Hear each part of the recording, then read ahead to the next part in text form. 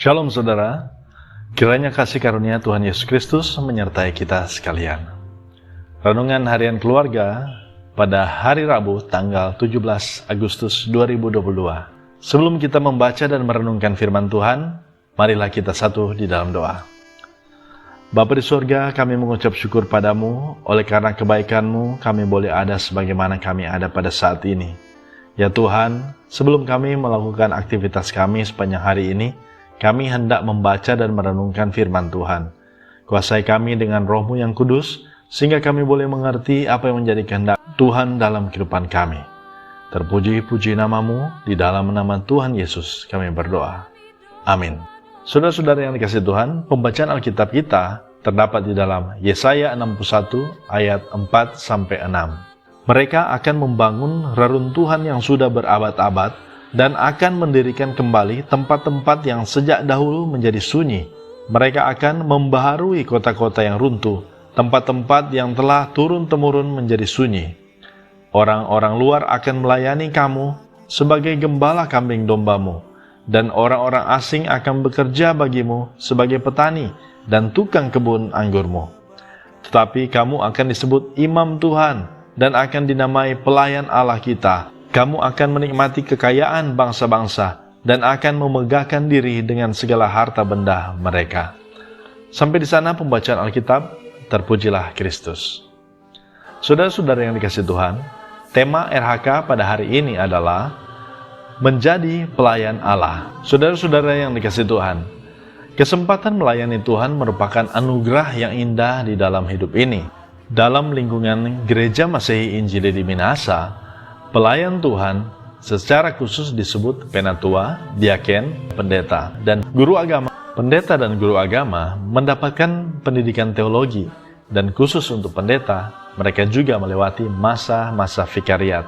Sedangkan jabatan pelayanan diaken dan penatua itu dimulai dengan adanya pemilihan pelayan khusus, kemudian dilanjutkan dengan adanya katekisasi bakal calon pelayan khusus, dan kemudian dilanjutkan dengan katekisasi calon pelayan khusus, dan akhirnya ketika mereka sudah diteguhkan dan juga dilantik, maka mereka akan melalui suatu proses katekisasi juga, tetapi untuk pelayan khusus. Pelayan khusus di gereja kita tentu saja diperlengkapi dengan pendidikan formal dan juga informal. Ini diperlukan agar supaya pelayan khusus dapat melayani dengan maksimal. Demikian pula dengan anggota jemaat.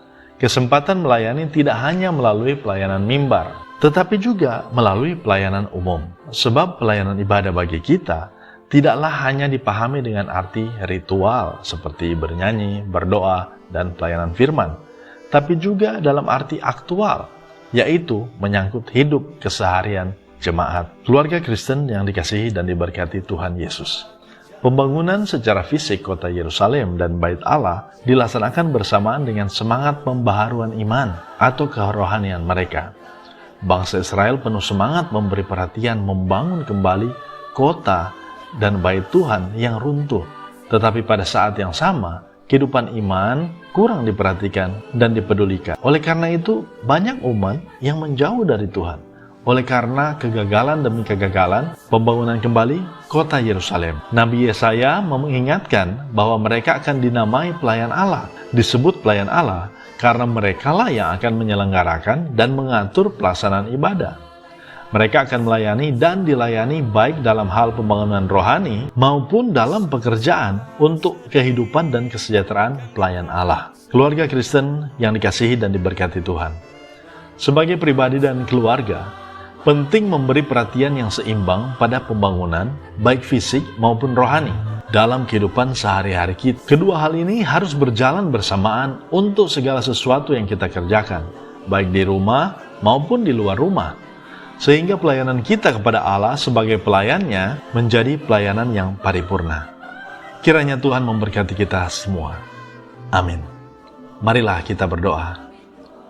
Bapa di surga, kami berterima kasih untuk karunia pelayanan yang Engkau anugerahkan bagi kami.